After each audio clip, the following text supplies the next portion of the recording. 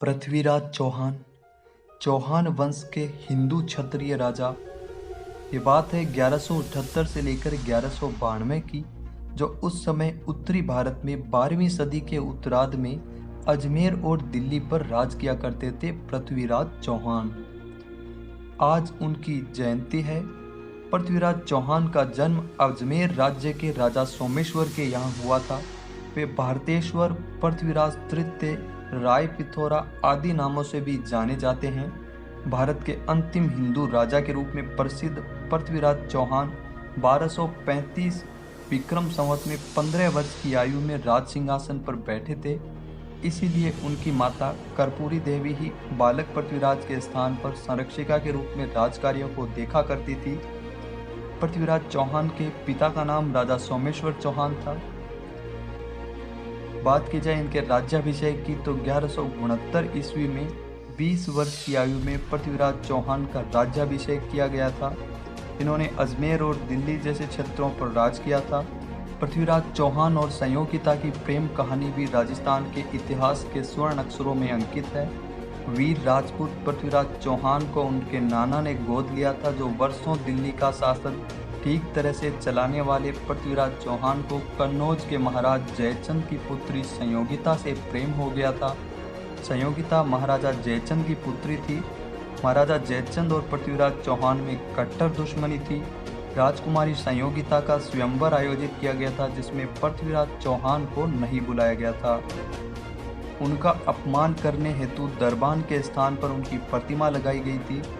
ठीक वक्त पर पहुंचकर संयोगिता की सहमति से महाराज पृथ्वीराज चौहान ने उसका अपहरण किया था और मीलों सफर कर एक ही घोड़े पर तय करके अपनी राजधानी पहुंचकर विवाह किया था। जयचंद के सिपाही उसका बाल भी बांका नहीं कर पाए थे। बस इसी से खार खाए जयचंद ने पृथ्वीराज से बदला लेने की ठानी थी।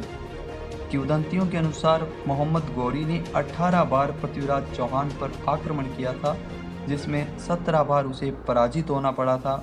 लेकिन 18वीं बार जयचंद की मदद से मोहम्मद गौरी जीत गया और पृथ्वीराज चौहान को बंदी बना लिया था। पृथ्वीराज से संबंधित घटनाओं का पूरा वर्णन चंद्र बरदाई ने अपनी पुस्तक पृथ्वीराज रासों में किया है।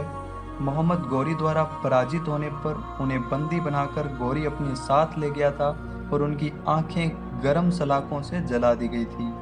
मोहम्मद गौरी ने पृथ्वीराज से अंतिम इच्छा पूछी तो चंद्र बरदाई द्वारा पृथ्वीराज का अभिन्न जो मित्र थे चंद्र बरदाई, पृथ्वीराज शब्द भेदी बाण छोड़ने में माहिर थे। इस बारे में जब गौरी को इस बात का पता चला तो उनके प्रदर्शन की कला देखने के लिए मोहम्मद गौरी ने मंजूरी दी थी। प्रदर्शन के दौरान मोहम्मद गौरी बड़ी महफिल में था। उस समय चंद्र बरदाई ने पृथ्वीराज चौहान के साथ पहले से ही बनाई गई योजना के अनुसार कुछ शब्द कहे थे, जो शब्द आज भी इतिहास में काफ़ी प्रमाणित है। 4 अबास 24 गंज अंगुल अष्ट प्रमाण, ता ऊपर सुल्तान है मत चूको चौहान। ये शब्द सुनकर मोहम्मद गौरी को तो कुछ आभास नहीं हुआ, लेकिन पृथ्वीराज चौहान जो शब्द भेदी बाण चलाने में माहिर थे, इन्होंने शब्द भेदी बाण के माध्यम से मोहम्मद गौरी को मार गिराया। इसके बाद अपनी दुर्दशा से बचने के लिए दोनों ने एक दूसरे का वध किया। पृथ्वीराज चौहान की समाधि की बात की जाए तो आज भी अफगानिस्तान के गजनी शहर के बहरी क्षेत्र में मौजूद है, लेकिन आज उसकी हालत ठीक नहीं है। पाकिस्तानी और अफगानिस्तानी लोग मोहम्मद गौरी को अपना हीरो मानते हैं और पृथ्वीराज चौहान को कातिल, इसलिए उनकी समाधि को अपने पैरों से ठोकर मारते हैं।